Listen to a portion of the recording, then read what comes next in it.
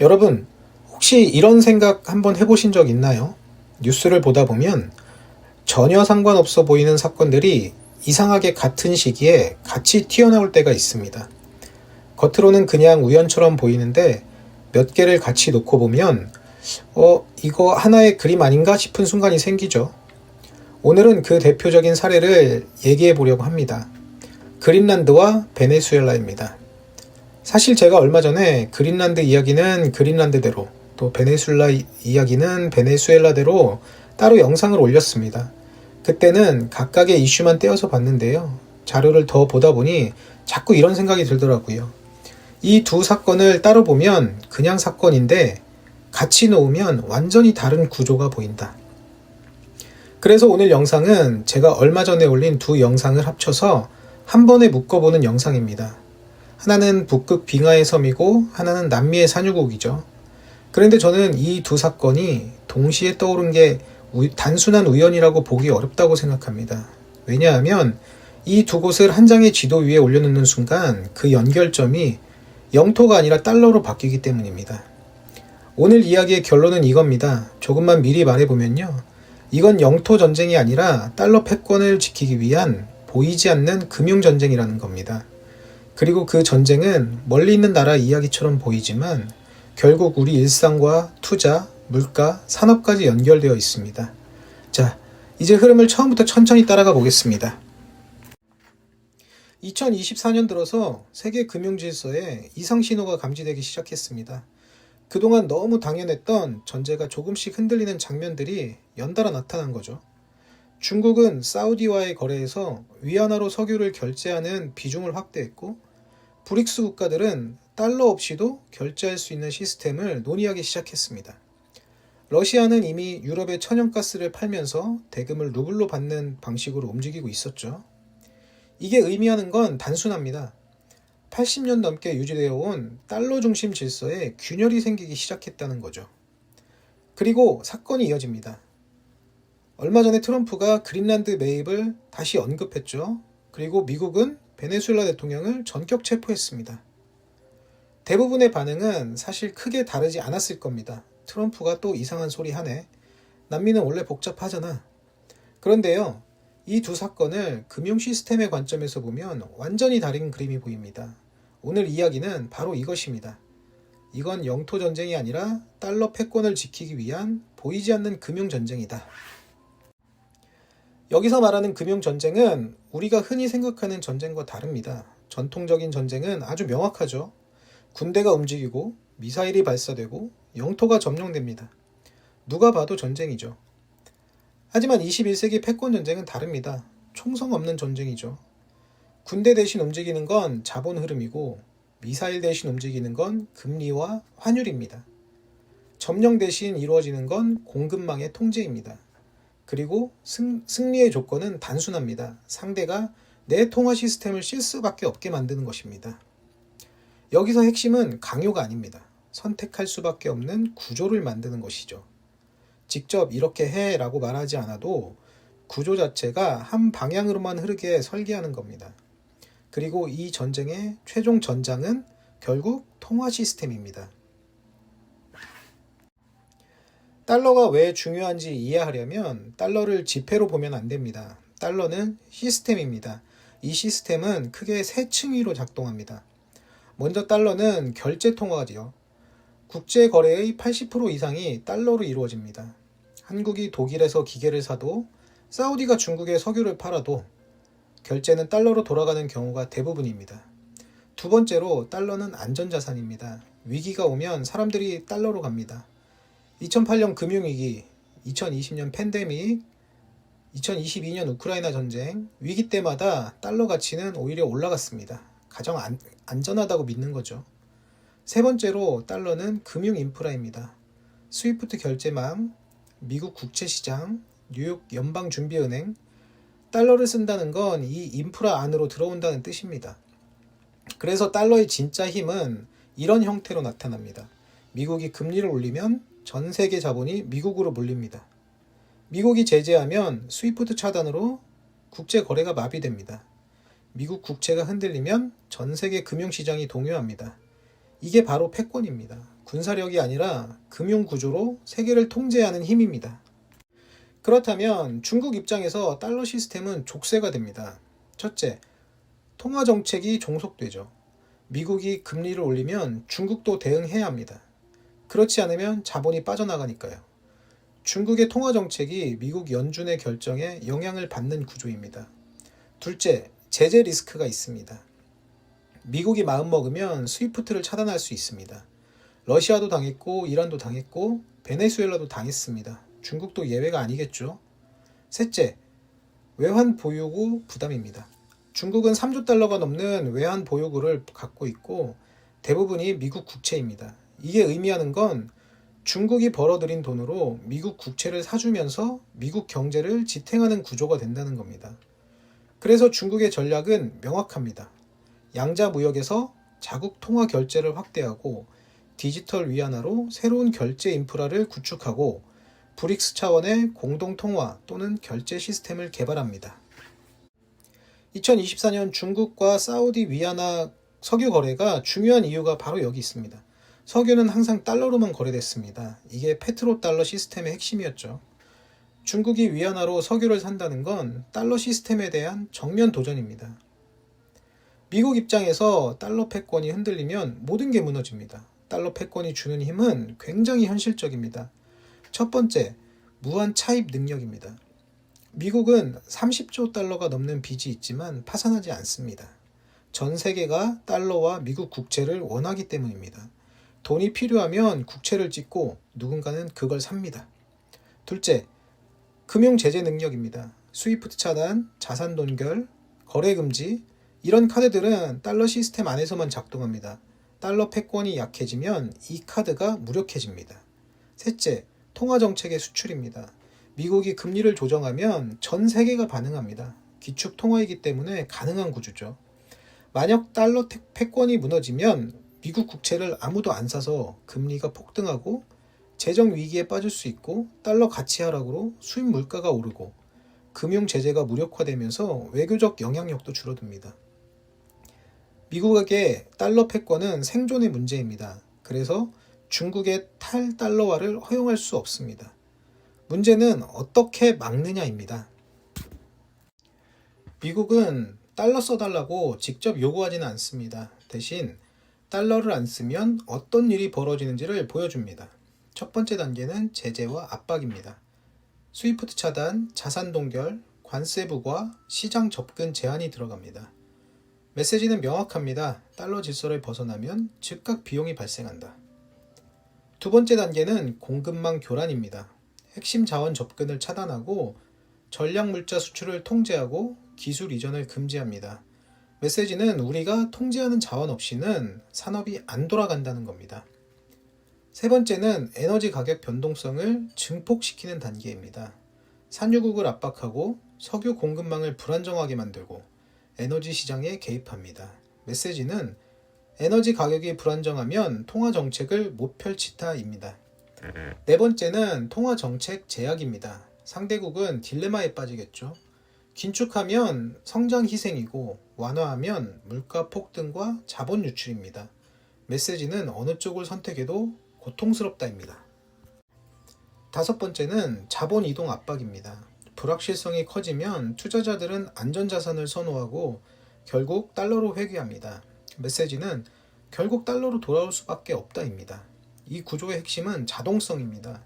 미국이 강요하지 않아도 구조 자체가 달러로 돌아오게 설계되어 있습니다. 그리고 그 구조를 작동시키는 핵심 변수가 바로 에너지와 첨단 산업 원자재입니다. 모든 경제는 에너지 가격에 묶여 있습니다. 중국 경제 모델의 핵심은 저렴하고 안정적인 에너지입니다. 에너지 가격이 안정되면 제조업 비용이 안정돼 수출 경쟁력을 유지할 수 있고 물가가 안정돼 통화 정책에 여유가 생기고 유동성을 공급해 산업 지원과 부양책을 펼 수도 있습니다. 반대로 에너지 가격이 불안정하면 제조업 비용이 올라 경쟁력이 약해지고 물가 압박 때문에 통화 정책이 딜레마에 빠지고 긴축이든 완화든 양쪽 다 부담이 커집니다. 그래서 중국은 러시아와 장기 가스 계약을 맺고 중국 산유국들과 위안화 결제를 늘리고 베네수엘라에서 저가 원유를 안정적으로 확보해 왔습니다. 베네수엘라는 확인된 원유 매장량이 3,030억 배럴로 세계 1위입니다. 중국은 베네수엘라에 저가 장기 계약을 맺고 석유담보대출을 제공하고 정제시설과 항만 인프라에 투자하면서 사실상 베네수엘라 석유산업의 최대 파트너가 됩니다. 중국에게 베네수엘라는 저렴한 에너지를 안정적으로 확보하는 통로이자 서방 제재를 우회하는 창구이며 남미 진출의 교두보입니다. 그리고 2026년 1월에 미국이 베네수엘라 대통령 마두로를 체포합니다. 명분은 민주주의와 인권, 마약이었지만 실질적 효과는 중국의 저가 원유 공급망 차단, 베네수엘라 석유 시장 재편, 에너지 가격 불확실성 증가였습니다. 에너지 가격이 흔들리기 시작하면 중국은 선택의 기로에 섭니다. 금리를 올려 물가를 잡으면 기업 투자가 줄고 고용이 불안해지고 부동산이 더 타격을 받습니다. 반대로 돈을 풀어 시장을 살리면 물가가 오르고 통화가 약해지고 자본이 빠져나갑니다. 어느 쪽을 선택해도 부담입니다. 그리고 바로 이 순간 달러의 힘이 작동하기 시작합니다. 에너지가 현재를 통제한다면 히토류는 미래를 통제합니다. AI, 전기차, 로봇, 우주항공, 방산산업은 특정 광물이 없으면 작동하지 않습니다. 전기차 모터에는 네오디뮴과 디스프로슘이 필요하고 풍력 터빈에도 네오디뮴이 들어갑니다. 반도체에는 이트륨과 란타넘 같은 히토류가 중요하고 레이저 미사일 같은 무기에는 사마륨이 필요합니다. 이건 많으면 좋은 자원이 아니라 막히면 산업 전체가 멈추는 병목입니다. 그런데 히토류 정제는 중국이 90%를 독점하고 있고 중히토류는 거의 100%에 가깝습니다.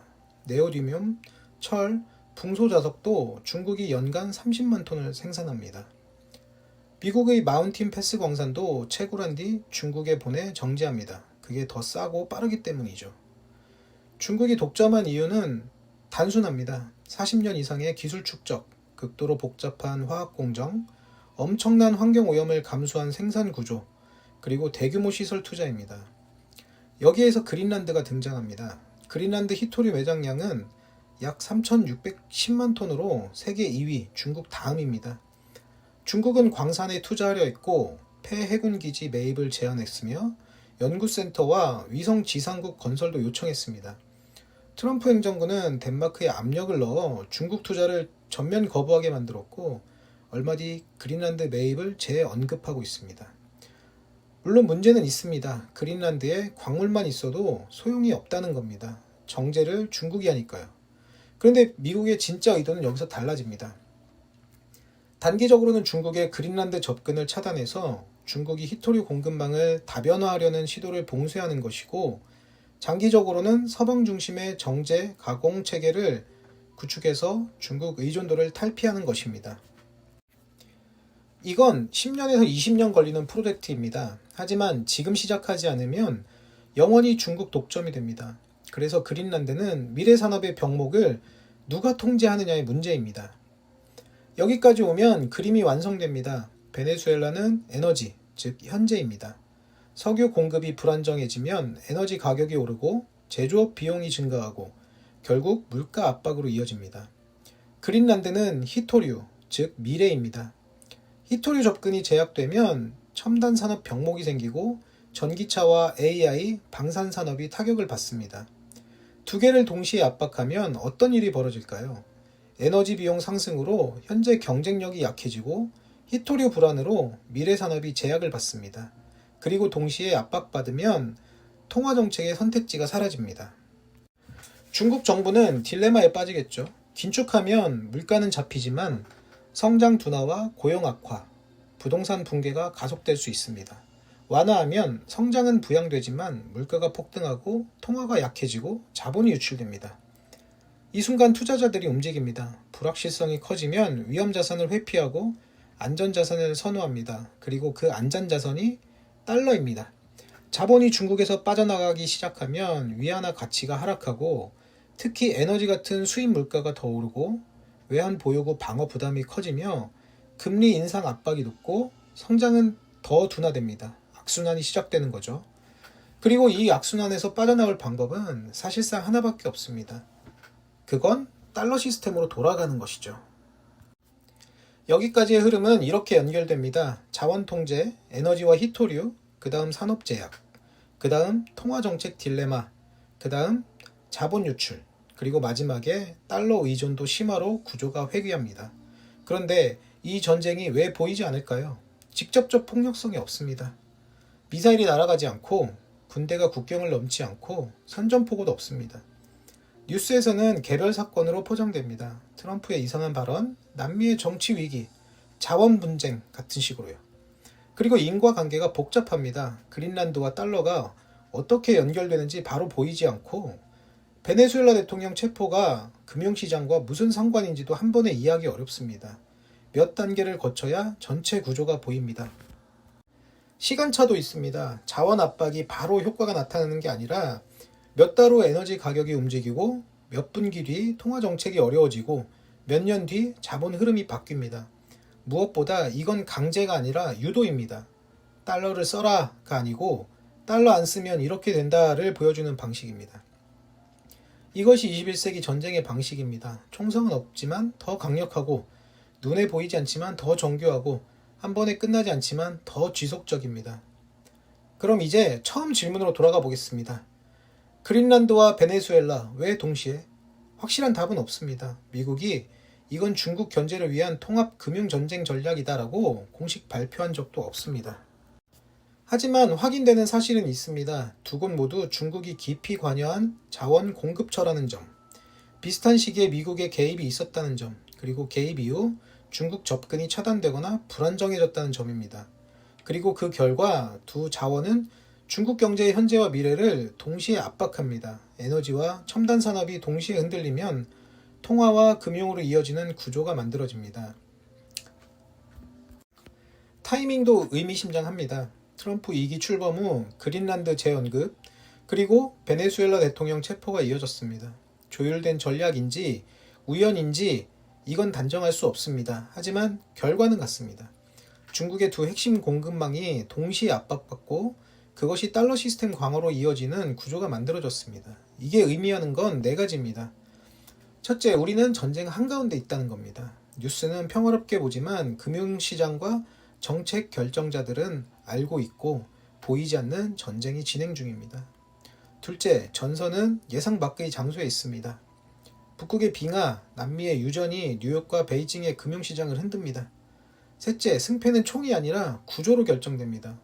누가 공급망을 통제하고 누가 에너지 가격을 흔들 수 있고 누가 자본 흐름을 유도할 수 있는가가 핵심입니다. 넷째, 최종 전장은 통화 시스템입니다. 모든 압박은 금융으로 수렴합니다. 달러냐 위안화냐, 이게 21세기 패권의 핵심입니다. 여기서 이런 질문이 나올 수 있습니다. 그래서 나랑 무슨 상관인데요? 상관이 있습니다. 이 전쟁의 결과는 전기차 가격, 스마트폰 공급, 물가 상승, 주식시장, 그리고 우리나라의 경제정책까지 전부 영향을 줍니다. 그린란드 이야기는 결국 전기차 모터에 들어갈 핵심 자원을 누가 통제하느냐의 문제이고, 베네수엘라 이야기는 내가 쓰는 에너지 가격을 누가 흔들 수 있느냐의 문제입니다. 그리고 달러 이야기는 내가 버는 돈의 가치가 어떤 구조 속에서 결정되느냐의 문제입니다. 보이지 않는다고 영향이 없는 게 아닙니다. 오히려 보이지 않기 때문에 더 강력합니다. 대부분의 사람들은 뉴스를 개별 사건으로 보는데 그린란드 뉴스, 베네수엘라 뉴스, 석유 뉴스, 달러 뉴스 이런 식으로요. 하지만 이건 따로가 아닙니다. 하나의 거대한 구조입니다. 그 구조를 보는 사람과 못 보는 사람, 그 차이가 21세기를 살아가는 방식을 결정합니다. 오늘 이야기의 메시지는 하나입니다. 세상은 당신이 보는 것보다 더 복잡하게 연결되어 있고 그 연결을 이해하는 것이 당신의 무기다. 오늘 영상은 여기까지입니다. 시청해주셔서 감사합니다.